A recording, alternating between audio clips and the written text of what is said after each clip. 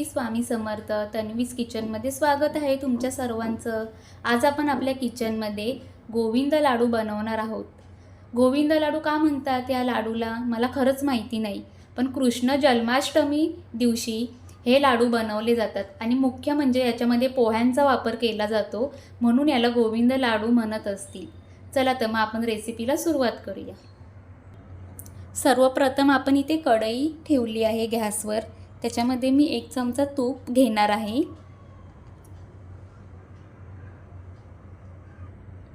इथे मी 2 कप कांदे पोह्याचे पोहे घेतले आहेत. ते आपण या तुपामध्ये चांगले परतून घेऊया.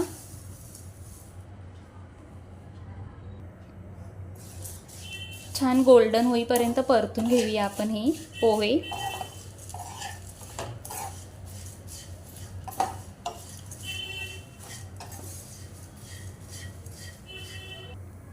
आपले पोहे आता भाजून झालेले आहेत.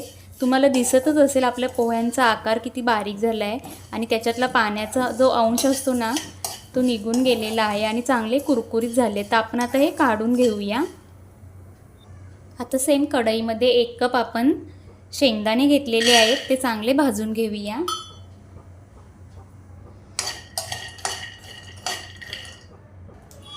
आपले शेंगदाणे छान भाजून झाले आहेत, तर आपण काढून घेऊया. आता सेम कढईत आपण 1 चमचा तूप घेऊया परत. आता त्याच्यामध्ये मी बदाम आणि काजूचे कापं करून घेतली आहेत, ती चांगली फ्राय करून घेऊया आपण यांना.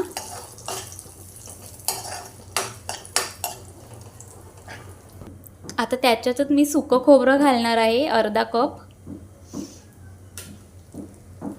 आणि छान परतून घेऊया आपण.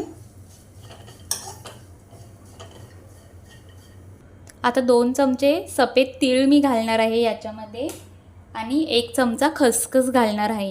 हे सगळं एकत्रच आपण छान परतून घ्यायचं आहे.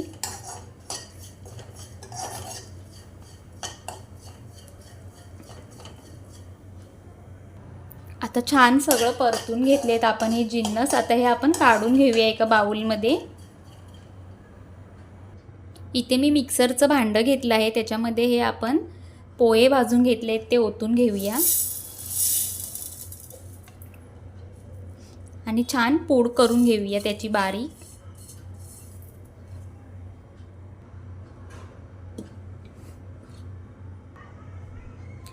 पोहे आपण चांगले बारीक वाटून घेतले आहेत. आता काढून घेऊया एका डिशमध्ये. आता आपण याच्यामध्ये जे भाजून घेतलेले शेंगदाणे होते ते घालूया आणि सुकं खोबरं वगैरे सगळं भाजून घेतलं होतं तेही एकत्रच वाटून घेऊया सगळे जिन्नस.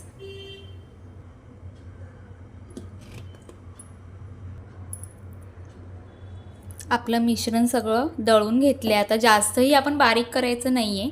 आता याच्यामध्ये आपण 1 वाटी गूळ घालणार आहोत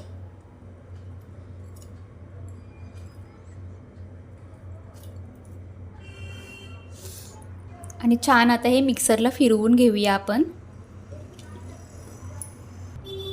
चला तर मग आपलं गूळ आता चांगला मिक्स झालं आहे सगळ्या याच्यामध्ये. आता आपण हे काढून घेऊया. इथे आपण पोहे बारीक करून घेतले होते, त्याच्यामध्ये मी 2 चमचे तूप घालणार आहे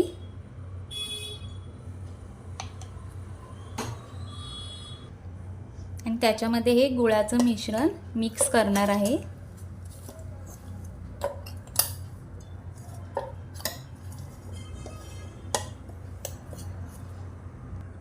आता याच्यामध्ये आपण वेलची आणि जायफळची पूड घालणार आहोत आणि सगळं छान असं मिक्स करून घेऊया.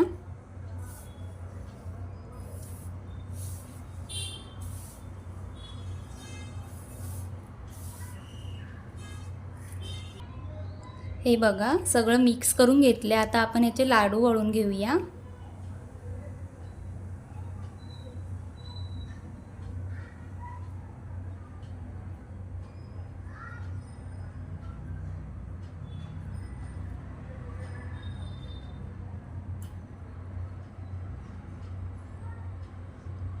या पद्धतीत सगळे आपण बनवून घेऊया.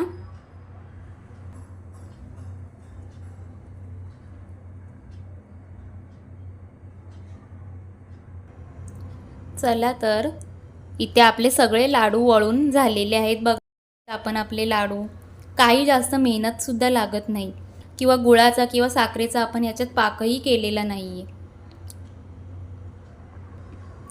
गूळ घालून बनवले त्यामुळे हे लाडू पौष्टिक आहेत खाण्यासाठी अतिशय. स्पेशल आपण हे असे गोविंद लाडू बनवतोय, याला सुदामा लाडूसुद्धा म्हणतात.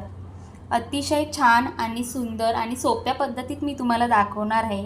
या लाडूसाठी गुळाचा किंवा साखराचा आपल्याला पाक करायचा नाही आहे. हे लाडू बनवण्यासाठी एकदम सोपे आहेत. छान असे दाणेदार लाडू तयार होतात. गोकुळ अष्टमा या दिवशी हे गोविंद लाडू बनवले जातात. या लाडूला सुदामा लाडू किंवा राघवदास लाडू असेही म्हटलं जातं. किती छान सुंदर बघा दिसत आपले लाडू. इतके छान मऊसूत आणि कुरकुरीत आपले लाडू झाले आहेत बघा. चवीला सुद्धा एकदम अप्रतिम. असे तुम्ही करा आणि खा.